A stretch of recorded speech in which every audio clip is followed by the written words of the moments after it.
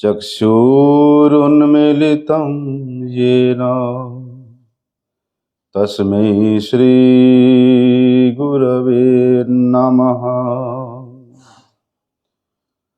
वाञ्छाकल्पतरुर्भ्यश्च कृपासिन्धुभ्यैव च पतितानां पावनेभ्यो वैष्णवेभ्यो नमो नमः। नमो महावदन्याय कृष्णप्रेमप्रदायते कृष्णाय कृष्णचैतन्य नामिने गौरत्विषे नमः। नमस्ते तुहलग्राम नमस्ते मुसलायुध नमस्ते रेवतीकान्त नमस्ते भक्तवत्सल नमस्ते बलिनाम श्रेष्ठ नमस्ते धरणीधर प्रलम्बारे नमस्ते तु त्राहि मां कृष्ण पूर्वज। भुजे सव्यवेणुं शिरसि शिखिपिच्छं कटितटे दुकुलं नेत्रान्ते सहचरिकटाक्षं च विदधते सदा श्रीमद्वृन्दावनवसति लीला परिचयो जगन्नाथ स्वामी नयनपथगामी भवतु मे। हे कृष्ण करुणा सिंधु दीनबंधो जगत्पते गोपेश गोपिका कांत राधा कांत नमस्तुते।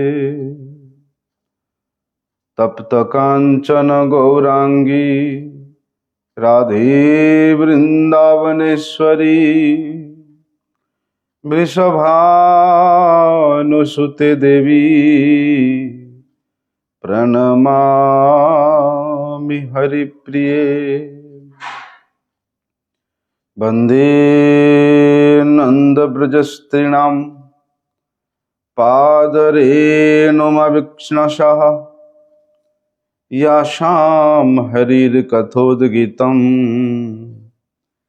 पुनाति भुवनत्रयम्। भक्त्या विहीनमपराधलक्ष्ये क्षिप्ताश्च कामादितरङ्गमध्ये कृपामयी त्वां शरणं प्रपन्नं वृन्दे नुमस्ते चरणारविन्दम्। पतितपावन परम करुणामय परम आराध्यतम श्री गुरुपाद पद्म नित्य लीला प्रविष्टम विष्णुपाद परमहंस परिव्राजकाचार्य अष्टोत्तर शत श्री श्रीमद शिल भक्ति वल्लभ तीर्थ गोस्वामी गुरु महाराज के श्री अभय चरणारविंद में साष्टांग दंडवत प्रणाम करते हुए उनकी हेतु की कृपा प्रार्थना करता हूं। परम आराध्यतम शिक्षा गुरुपाद पद्म नित्य लीला प्रविष्ट विष्णुपाद परमहंस श्री श्रीमद शिल भक्ति विज्ञान भारती गोस्वामी महाराज जी के पाद पद्म में साष्टांग दंडवत प्रणाम करते उनकी हेतु की कृपा प्रार्थना। वो दोनों लाइट को जला दो, अंधेरा लग रहा है। ऊपर वाला दोनों स्विच पास का दे दो।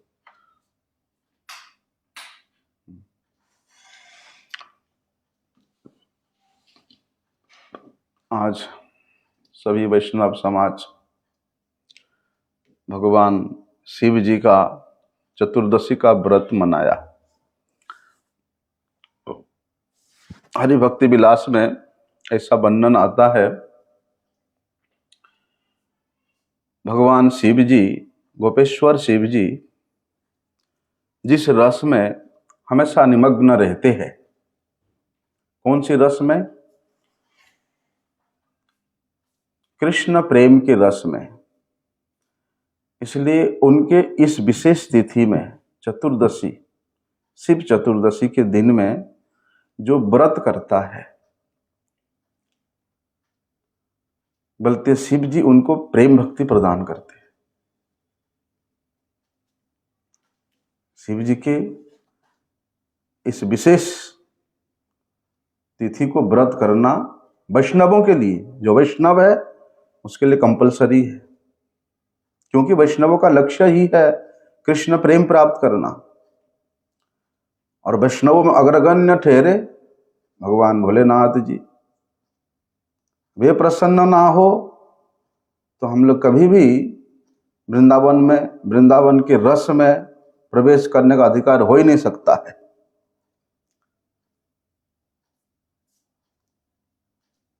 महान संत श्री तुलसीदास जी महाराज अपने ग्रंथ में रामचरितमानस में उन्होंने लिखा है कि प्रत्येक जीव को, विशेष रूप से मनुष्य को, शिव और पार्वती को गुरु के रूप में स्वीकार करना चाहिए।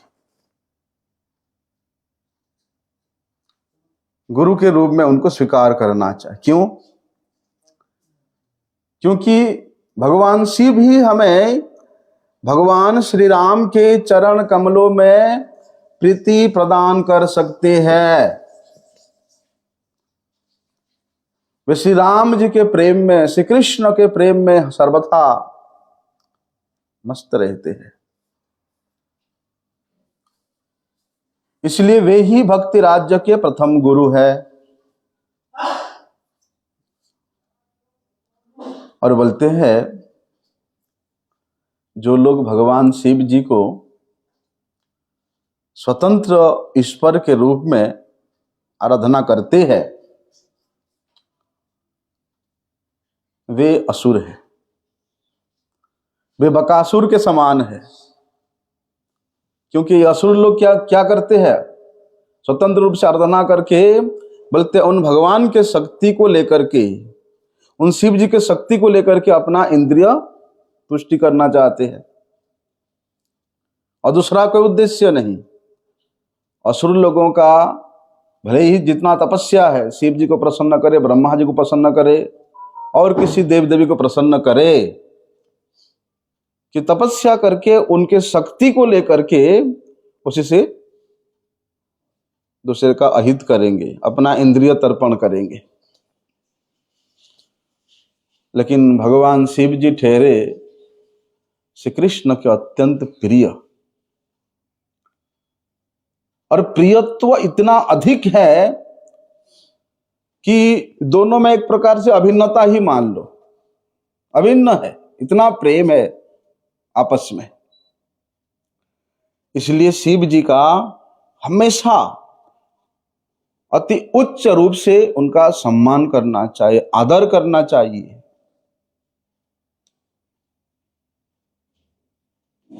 उसी प्रकार शिव जी के भक्तों का भी आदर करना चाहिए।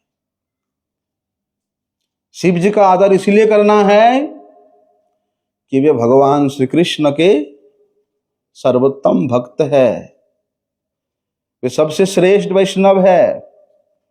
श्रीमद् भागवत में क्या बताया कि निन्मगानाम यथा गंगा देवानाम अच्युतो यथा वैष्णवानाम यथा शंभु पुराणानाम इदम तथा। स्वयं श्रीमद् भागवत की उक्ति है, जिस प्रकार गंगा जी सभी नदियों में श्रेष्ठ है, भगवान अच्युत सभी देवताओं में सर्वोपरि है, उसी प्रकार भगवान शिव जी वैष्णवों में अग्रगण्य है, सर्वश्रेष्ठ है। उसी प्रकार तमाम पुराणों में श्रीमद् भागवत पुराण सर्वश्रेष्ठ है। इसलिए क्या करना, हमको भक्त बनना चाहिए ना प्रभु बनना चाहिए। भक्त बनना चाहिए। और भगवान श्री कृष्ण के भक्ति के लिए हमें शिव पार्वती को गुरु के रूप में स्वीकार करना चाहिए, गुरु के रूप में समझना चाहिए, लेकिन भगवान से पृथक रूप में नहीं, पृथक ईश्वर के रूप में नहीं। तो 10 प्रकार के नाम अपराध है, उसमें है कि ब्रह्मा शिव इत्यादि देवताओं को पृथक देवता के रूप में पूजा करना भी एक प्रकार का नामापराध है। और जहां तक भगवान शिव की बात है, वे तो भैया हमेशा श्री कृष्ण के धाम वृंदावन में ही निवास करते हैं। देखो वृंदावन में, इस ब्रजमंडल में कितने रूप में उन्होंने यहाँ सेवा करते हैं। विशेष रूप से मथुरा में विभूतेश्वर महादेव है, वृंदावन में गोपेश्वर है, काम्यवन में आशेश्वर है, नहीं आशेश्वर है, और गिरिराज जी में चक्रेश्वर के नाम से आप। इसलिए भगवान भोलेनाथ इस भक्ति राज्य के, इस वृंदावन के ये द्वारपाल है। अनेक रूपों में उन्होंने भगवान का सेवा करते हैं। केवल उतना ही नहीं कि केवल भगवत धाम जहां है वहां, केवल वृंदावन धाम में नहीं, आप अयोध्या धाम में जाओ, वहां भी 4 रूप में, 4 दिशा में, 4 द्वारपाल के रूप में विराजमान है। नवद्वीप में जाओ, मायापुर में जाओ, जगन्नाथपुरी में जाओ, सर्वत्र भगवान शिव जी अपने आराध्य के सेवा में नियुक्त है, सेवा कर रहे हैं। और यहाँ जो गोपेश्वर के रूप में विराजमान है, वो तो भगवान श्री कृष्ण के इच्छा से ही भोलेनाथ ने गोपी का रूप धारण कर गोपेश्वर के रूप में प्रकाश हुआ है उनका। जब भगवान श्री कृष्ण की इच्छा होता है गोपियों के संग में नृत्य करने का, रास करने का, तो उनके आह्लादिनी स्वरूप शक्ति श्रीमती राधा रानी उनके बाईं ओर से प्रकट होती है, और भगवान भोलेनाथ गोपेश्वर महादेव उनके दाहिनी ओर, दाहिनी अंग से प्रकट होते हैं। बाईं अंग, हाथ अंग से श्रीमती राधा रानी और दाहिनी अंग से गोपेश्वर जी। इस पृथ्वी में भगवान शिव जी अनेक स्वरूप में है। काशी में भी निवास करते हैं, कैलाश में भी निवास करते हैं। तो काशी में निवास करने वाले, कैलाश में निवास करने वाले और इस पृथ्वी में अन्य अन्य नाम और रूप में निवास करने वाले जो शिव जी है, वे वृंदावन के गोपेश्वर महादेव के अंश का प्रकाश है। काशी वाले शिव जी भी ना, काशीश्वर महादेव, वे भी गोपेश्वर महादेव के आंशिक प्रकाश है। इसलिए देखा जाता है कि जगत में लोग अनेक रूपों में शिव जी का पूजा करते हैं। जगत में जितना भी प्रकाश है वे सदाशिव जी का प्रकाश मात्र है। ये सदाशिव जी नित्य गोलोक वैकुंठ में निवास करते हैं, भगवान की लीला में सहायक होते हैं। वे गोलोक वृंदावन निवासी शिव ही यहाँ वृंदावन में गोपेश्वर के रूप में। इस जगत में जितने भी शिवलिंग के रूप में हम लोग पूजा करते हैं, वो वास्तविक शिव नहीं है, वो सदाशिव का प्रकाश मात्र है। और अभी जो हम 4 महादेव के नाम सुने, भूतेश्वर महादेव, रंगदेव महादेव, रंगेश्वर, पिपलेश्वर, जितने महादेव है, ये सब महादेव सर्वोच्च वर देने में अक्षम है, सर्वोच्च वर प्रदान नहीं कर सकते। सर्वोच्च वर क्या है? श्री कृष्ण प्रेम प्राप्त करना। श्री कृष्ण प्रेम भैया तो केवल गोपेश्वर महादेव ही प्रदान कर सकते हैं। दूसरे दूसरे महादेव में श्री कृष्ण प्रेम प्राप्त कराने का सामर्थ्य नहीं है, ब्रज प्रेम प्राप्त करने का सामर्थ्य नहीं है। वे आपको जगत के अनेक प्रकार के सुख सुविधा व्यवस्था प्रदान कर सकते हैं, लेकिन ब्रज प्रेम, इसलिए रघुनाथ दास गोस्वामी जी ने एक बड़े सुंदर ग्रंथ लिखा ब्रज विलास तब के नाम से।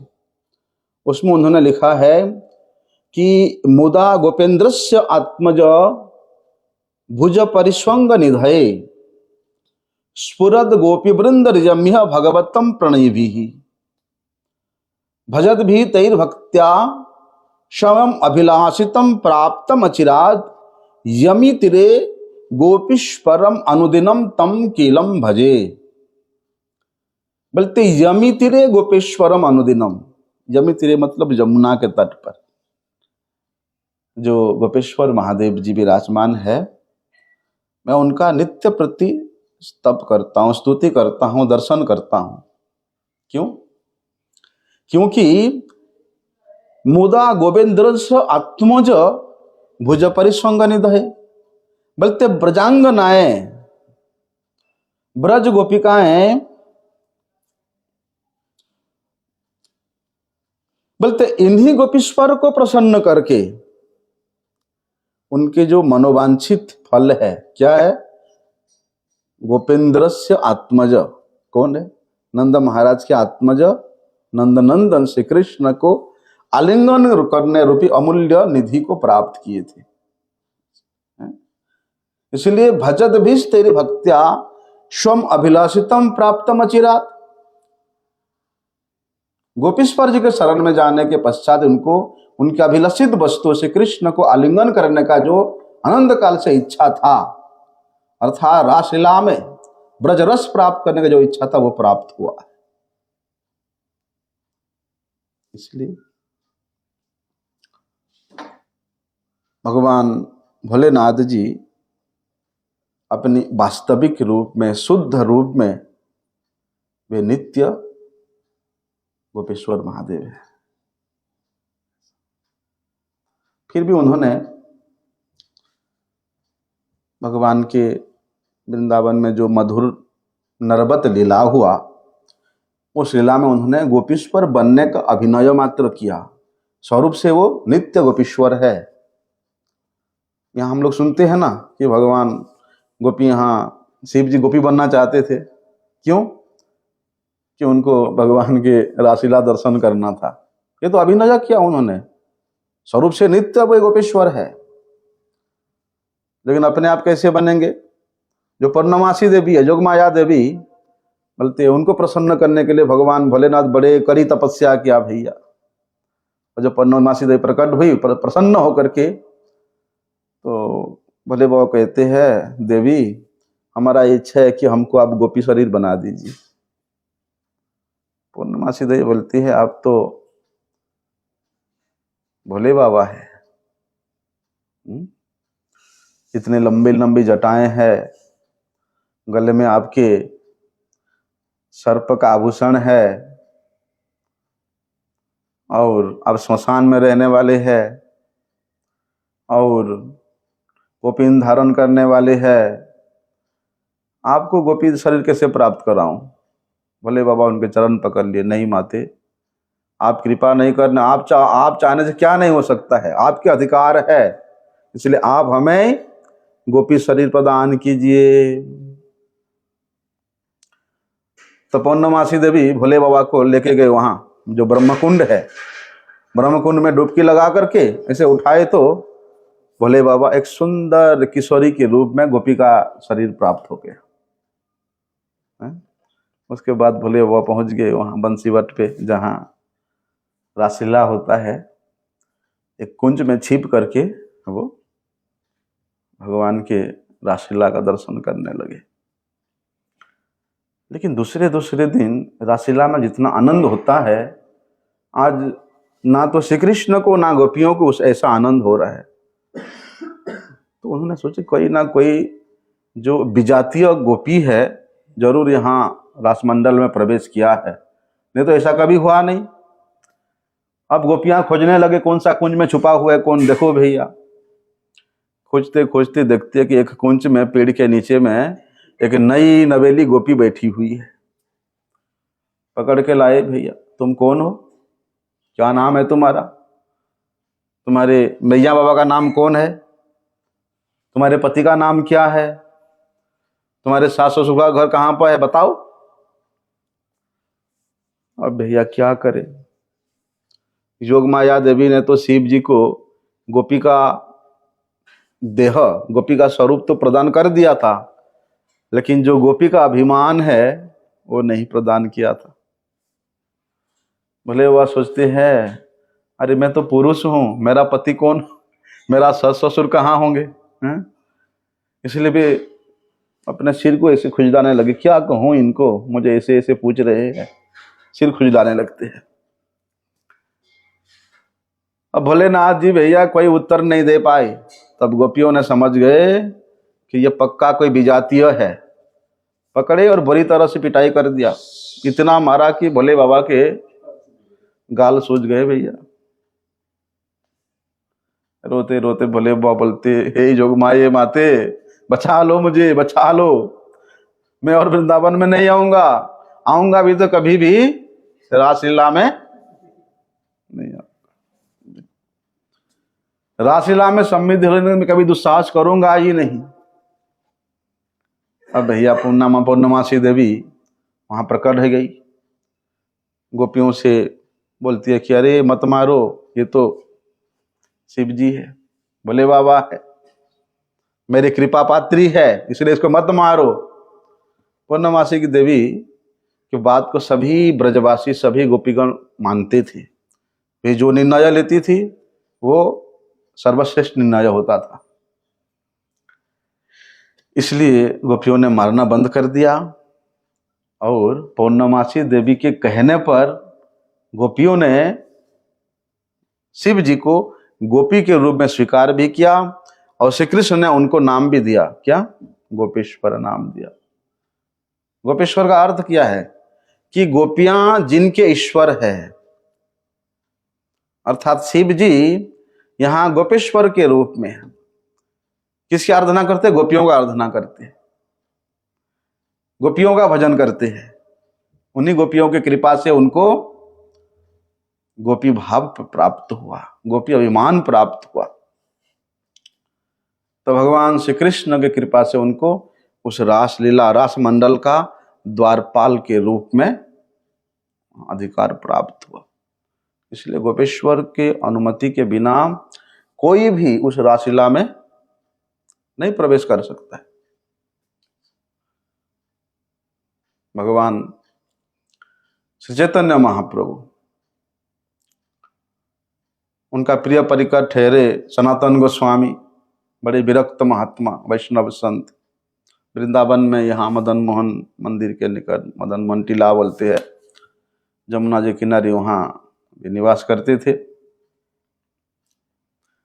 नित्य प्रति सनातन गोस्वामी नियम था कि वे जितने भी देवालय है वृंदावन में सबका दर्शन करना,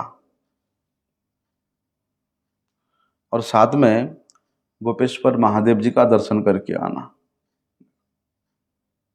धाम में रहने का मतलब ये है कि नहीं चुपचाप बैठे रहो, जितने भी दर्शनीय स्थान है रोज जाकर के एक परिक्रमा करके आ जाओ, दर्शन करके आ जाओ।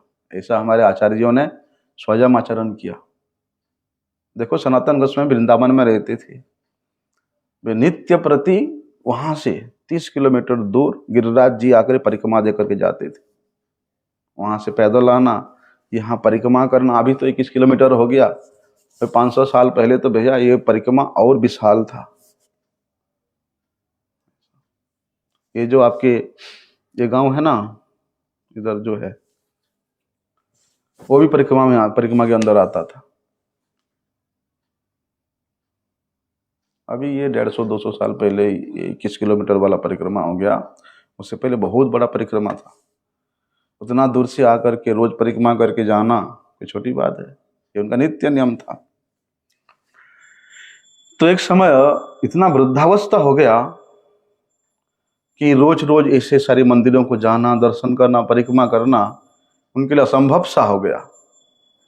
तो एक दिन गोपेश्वर बाबा प्रकट हुए सपने में और सनातन गोस्वामी जी से कहते हैं, बाबा, सनातन बाबा, अब तो तुम बूढ़े हो गए हो, मेरे दर्शन करने के लिए इतना कष्ट से इतना दूर से यहाँ आते हो, हैं? फिर क्या जरूरत है इतना दूर से आने का? सनातन बाबा कहते हैं, बोले बाबा, मैं अपना नियम को कैसे बदल सकता हूँ? इतना वृद्ध शरीर फिर भी नियम बदलना नहीं चाहते हैं। इसलिए आप कुछ भी कहो, मैं तो आपके दर्शन करने के लिए नित्य प्रति आऊंगा ही आऊंगा, ये मेरे निश्चय है। तब गोपेश्वर महादेव कहते हैं, मुझे कष्ट होता है, आप बड़े कष्ट से चल के आते हो मेरे पास दर्शन करने के लिए, उससे अच्छा है कि मैं ही आपके भजन कुटीर के पास में प्रकट हो जाऊं। भले बाबा फिर बनखंडी में प्रकट हो गए। बनखंडी महादेव के नाम से है, वहाँ सभी गौड़ीय वैष्णव वहां जाते हैं दर्शन करने। अगले ही दिन गोपेश्वर महादेव बनखंडी में प्रकट हो गए और उनके जो पुराने मंदिर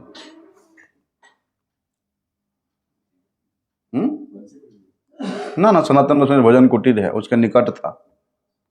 सनातन गोस्वामी जो भजन कुटीर है ये बनखंडी के पास में था पहले।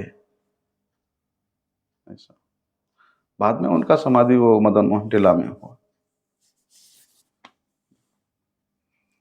आजकल तो भैया बनखंडी महादेव के पास में इतना भीड़ भाड़ है, इतना घोर बाजार लग गया है, पूछो मत। पहले वहीं बगल में ही सनातन गोस्वामी जी का भजन कुटीर था। वो भजन कुटीर भी आजकल लुप्त हो गया, लोगों ने उसको अपना दुकान बाजार बना दिया। श्रीमन महाप्रभु जी के ऐसे कई परिकर वृंदावन में उनका श्रीपाठ हुआ करता था, वे वहाँ रहते थे, निवास करते थे, वहाँ उनका कुटिया था। कालक्रम में वो सब लुप्त हो गया, लोगों ने अपना अपना कब्जा करके अपने अपने घर बना लिए, पता ही नहीं लोगों को। तब फिर सनातन गोस्वामी जी ने प्रेम में विभोर होकर के नित्य प्रति बनखंडी महादेव जी का दर्शन करने के लिए जाते थे। और देखो सनातन गोस्वामी जहां जहां भी रहते ना, वे अपने प्रिय भगवान शिव जी के बिना नहीं रह सकते थे। वे यहाँ आए गोवर्धन में तो चक्रेश्वर के पास रहे हैं, लेकिन यहाँ इतना मच्छर काटने लगा। मानसी गंगा के किनारे में बाबा उस पिपल वृक्ष के नीचे भजन करते थे, कोई कुटिया तो था नहीं, मच्छर इतना हो गया रहा ना जाए बाबा से। बाबा ने स्थिर किया कि अब तो भैया यहाँ रहना मुश्किल है, इतना मच्छर काटते हैं। बोलते हैं, बाबा चक्रेश्वर बाबा, आप कैसे रहते हो? आपकी सारी परिकर तो मच्छर के रूप में यहीं पर है, हमको भजन करने नहीं देते हैं। सनातन से मन ही मन विचार किया कि अच्छा है कि यहाँ से हम वृंदावन में प्रस्तार कर जाए जहाँ पहले रहते थे। भोले बाबा प्रकट हुए, कहते हैं, नहीं, तुम मुझे छोड़ के नहीं जाना, तुम जिस एरिया में भजन करते हो उतनी एरिया में एक भी मच्छर नहीं जाएगा। हाँ, ऐसा अलौकिक घटना हुआ।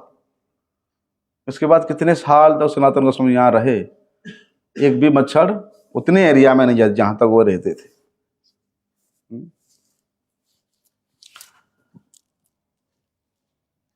सनातन गोस्वामी कुछ समय वहां कामबन में रहे थे। कामेश्वर महादेव के पास में वहां रहते थे, वहां उनका भजन कुटीर है। यहाँ गोवर्धन में चक्रेश्वर के पास में आज हम गए थे, वहां दर्शन करके आए, वहां रहते थे।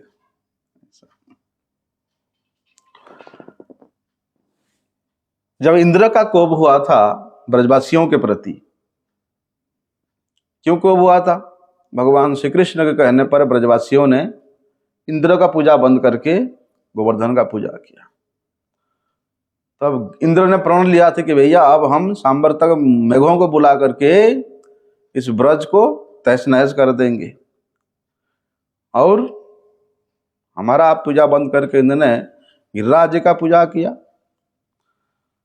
अब भैया जितने बड़े बड़े मेघ है, ऐसे हाथी के सूंड के मापी सांबर तक मेघ, उनको बुला करके इंद्र ने बरसा कर आया। तो भगवान भोलेनाथ क्या करते हैं, श्री कृष्ण तो गोवर्धन धारण करके सारी ब्रजवासियों को रक्षा किया, और भगवान शिव जी, चक्रेश्वर शिव जी अपने त्रिशूल को इतनी जोर से घुमाया कि इंद्र के जितना भी प्रयास फेल हो गया, सारी पानी वो त्रिशूल सूख गया, इतने जोर से घुमाई। उसी स्थान पे त्रिशूल को घुमा के रहने के कारण चक्र के मापी उनका नाम चक्रेश्वर महादेव पड़ गया। भाप बन जाता था, जल नीचे आता ही नहीं था, इतनी विशाल त्रिशूल इतनी शीघ्रता से घूम रहा है कि इतना हाथी के सूंड के मापी जल का धारा भी बाष्प बन जा रहा है, ऊपर चला जा रहा है, नीचे नहीं आ रहा है, एक बूंद भी जल नहीं चल। इसीलिए भोले बाबा का नाम चक्रेश्वर महादेव है। आप लोगों ने सुना है कि जो निष्काम रूप से वास्तव में भोले बाबा का भजन करता है, उनका आराधना करता है, उनको क्या प्रदान करते हैं।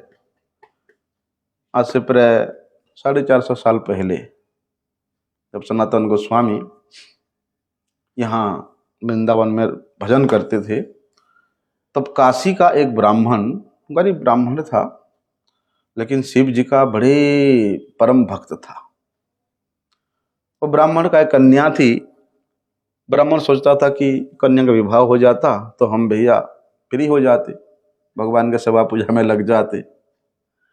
लेकिन कन्या का विवाह कैसे करेंगे, उनके पास धन नहीं है। इसलिए उन्होंने नित्य प्रति काशी विश्वनाथ से प्रार्थना करते थे कि भगवान मेरे कन्या का विवाह का बंदोबस्त कर दो, हम फिर आपकी सेवा में हमेशा लग जाएंगे।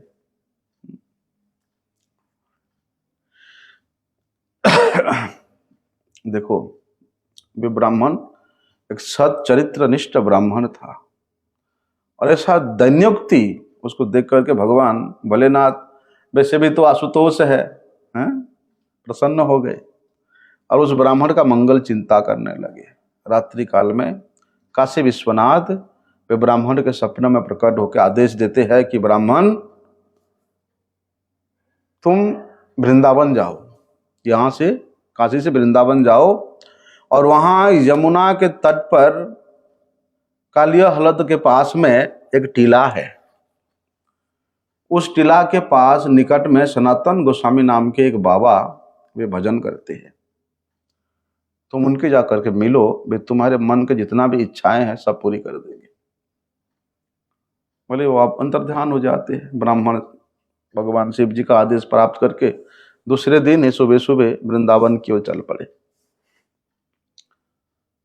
वृंदावन पहुंच करके उन्होंने इधर उधर ढूंढते ढूंढते उनको हरिनाम में निमग्न सनातन गोस्वामी जी का दर्शन हुआ।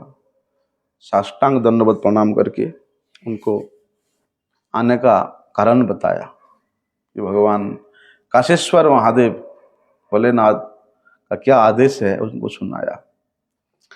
अब सनातन गोस्वामी सुनते, कहते हैं अरे भैया, भगवान भोलेनाथ तुम्हारे पुत्री के विवाह के लिए पैसे के लिए इंतजाम करने को मेरे पास भेजा है। देख रहे हो मेरी अवस्था, मैं एक लंगोटी पहन के रहता हूँ, इस पेड़ के नीचे कभी उस पेड़ के नीचे रहता हूँ, कभी भिक्षा में मिल गया तो टुकड़ा खा के जीवन व्यतीत कर लेता हूँ, नहीं मिला तो जमुना जी का जल पान करके रह जाता हूँ, और तुम मेरे पास आए हो। फिर सनातन गोस्वामी सोचते हैं कि भगवान शिव जी ने भेजा है।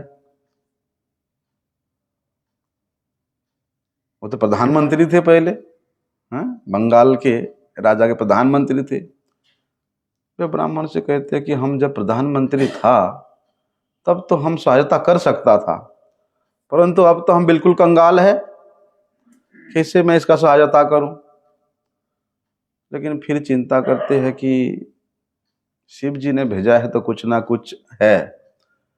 तब उनको स्मरण आया कि वृंदावन का परिक्रमा करते करते एक बार उनको एक पारस मणि मिला था, और वे पारस मणि को बेकार समझ करके उस कूड़े में फेंक दिया था। बहुत दिन पहले।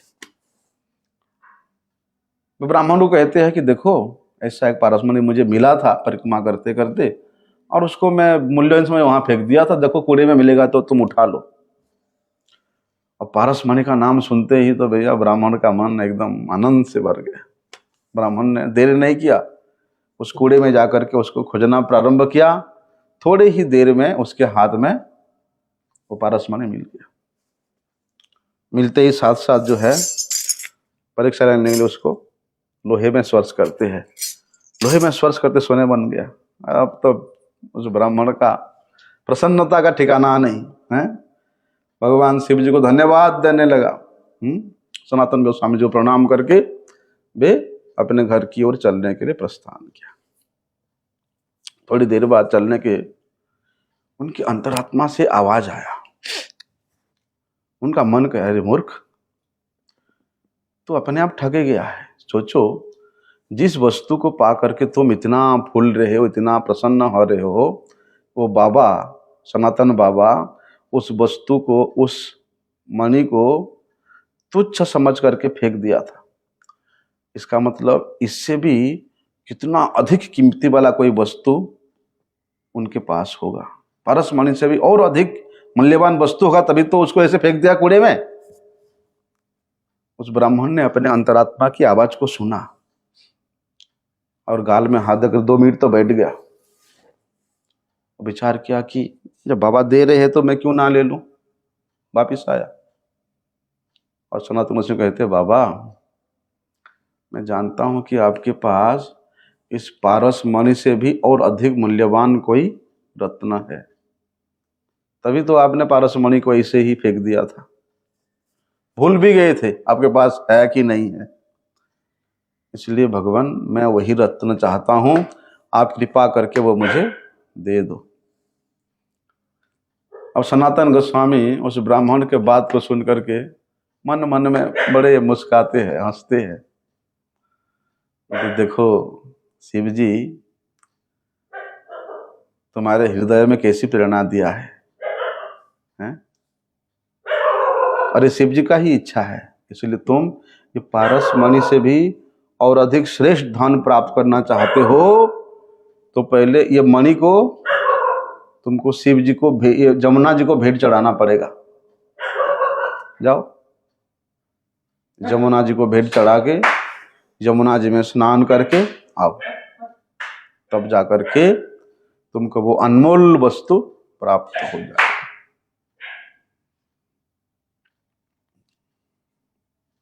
ब्राह्मण ने उसको जमुना में चढ़ा करके पारसमणि को फेंक दिया। सनातन गोस्वामी जी के पास वापिस आया।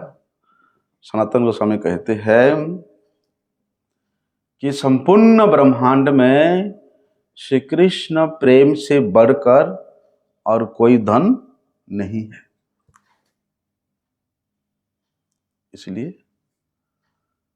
श्री कृष्ण स्वयं अपने नाम के रूप में, नाम मणि के रूप में अवतरित हुए हैं, और जिसको वही हरिनाम रूपी महाधन की प्राप्ति हो जाता है, उसके पास, उसके लिए तो भैया ये संसार के जितने भी अमूल्य निधि है सब अति तुच्छ लगने लग जाता है। अति तुच्छ। वो क्या है? वो है चिंतामणि। वो हरिनाम है, चिंतामणि है। और भगवान शिव जी के कृपा से तुम्हारा हृदय तो निर्मल हो गया। अब तुम वही चिंतामणि को ग्रहण करो, वही हरिनाम को ग्रहण करो। तब सनातन गोस्वामी ने उस ब्राह्मण को वही नाम प्रदान किया। हरे कृष्ण कृष्ण कृष्ण हरे हरे, हरे राम राम राम हरे हरे। ये चिंता। देखो सनातन गोस्वामी ने ये महामंत्र तो दिया, बोलते उस ब्राह्मण को अपने गले भी लगा लिया, आनंद आलिंगन प्रदान किया। हा। सनातन गोस्वामी जी के आलिंगन को प्राप्त करके उस ब्राह्मण के आंसुओं में अविरल अश्रुधारा प्रवाहित होने लगा। उसका वाणी गदगद हो गया, अवरुद्ध हो गया उसके कंठ। भगवान शिव जी को बार बार धन्यवाद देने लगा। शिव जी की कृपा से आपने यहाँ शिव जी की कृपा प्राप्त करके ही शिव जी ने मुझे यहाँ भेजा है आपकी कृपा प्राप्त करने। इसलिए हे भगवान, आपके दर्शन से, आपके स्पर्शन से, आपसे आलापन से मेरा चित्त निर्मल तो हुआ ही, बल्कि सनातन गोस्वामी जी के चरणों में ब्रच रच में उस ब्राह्मण लोटपोट होकर रोने लगा। तो सनातन गोस्वामी उसको उठा के कहते हैं, बोलते ये जो मंत्र है ये साक्षात राधा कृष्ण है, किसी भी प्रकार में भेद नहीं है, साक्षात राधा कृष्ण। आहा, कैसा दृष्टि है। इस प्रकार हम लोग राधा कृष्ण स्वयं विग्रह रूप में प्रकट है तो उनका कितनी यत्न के साथ हम लोग सेवा करते हैं। उसी प्रकार भगवान के नाम ये स्वयं राधा कृष्ण स्वरूप है तो उस नाम का कितना आदर करना चाहिए, उस नाम का कितना यत्न के साथ सेवा करना चाहिए, उस नाम का कितना यत्न के साथ अर्चन करना चाहिए। लेकिन हमारा ऐसा बुद्धि है ही नहीं है? इसलिए नाम को अत्यंत यत्न के साथ जप करना चाहिए। देखो वहां कहते हैं यही मंत्र के जप से तुमको इस वृंदावन के जो अष्टकालीय लीला है वो अष्टकालीय सेवा की प्राप्ति इसी से ही होगी।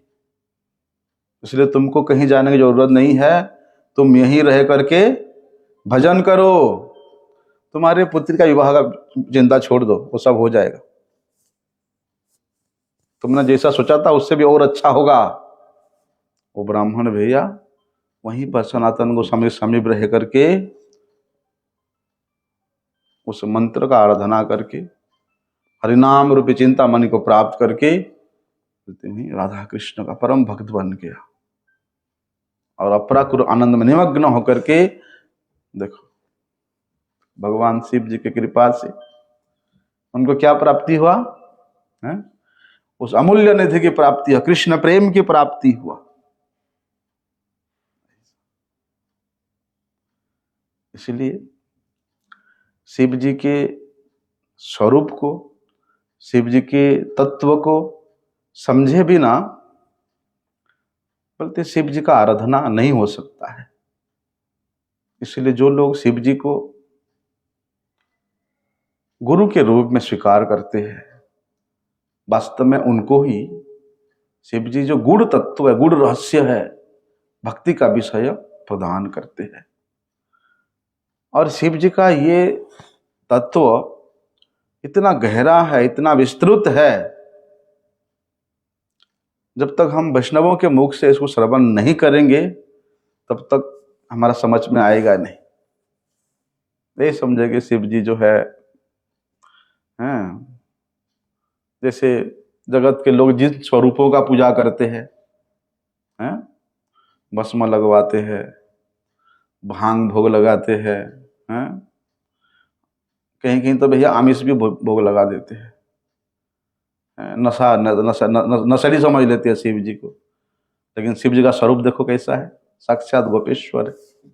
गोपी के देह प्राप्त करके गोपी के रूप में नित्य गोलोक वृंदावन में सेवा करके कैसा स्वरूप है।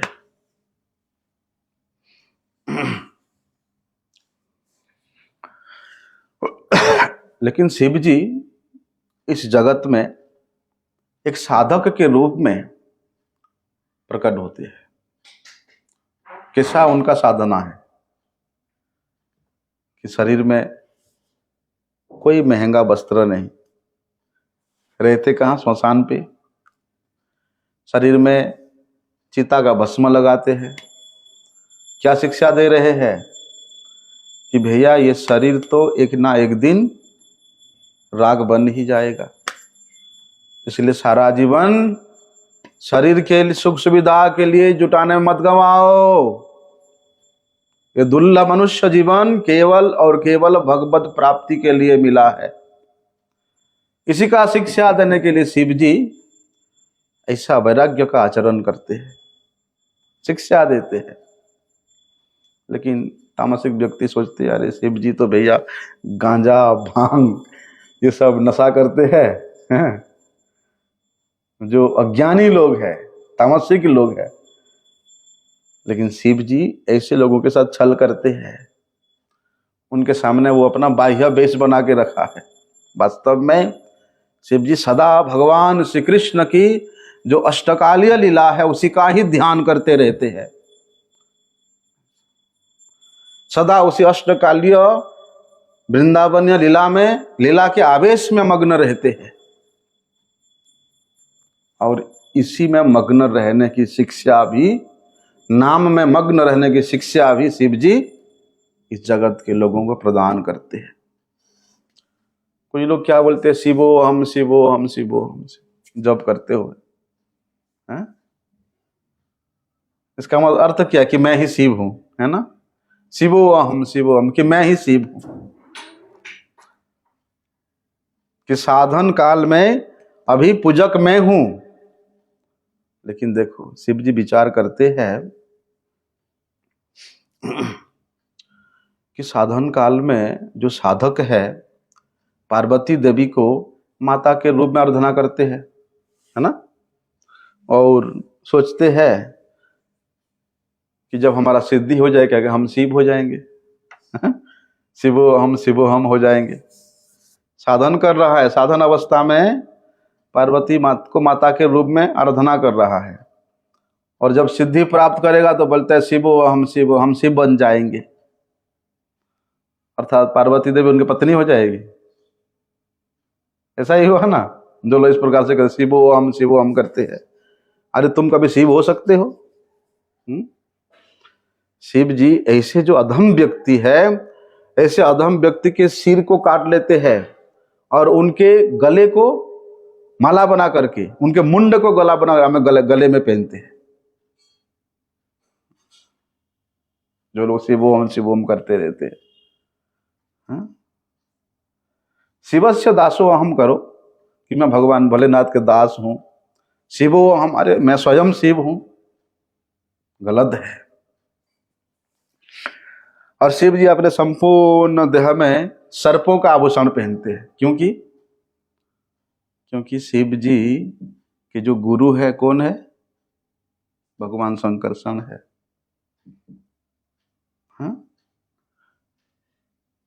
और वे शंकरषण जी का एक प्रकाश कौन है? शेष जी है। इसलिए उन्होंने अपने गुरु की हमेशा अनुभूति प्राप्त करने के लिए उन गुरु शेष नाग को, अनंत नाग को अपने गले में धारण करके रखते हैं, गले के आभूषण के रूप में। इसलिए शिव जी भैया परम वैष्णव है। शिव जी भले ही देखने में लगता है कि वे तमोगुण के अधिष्ठात्र देवता है, लेकिन शिव जी तीनों गुणों से परे है।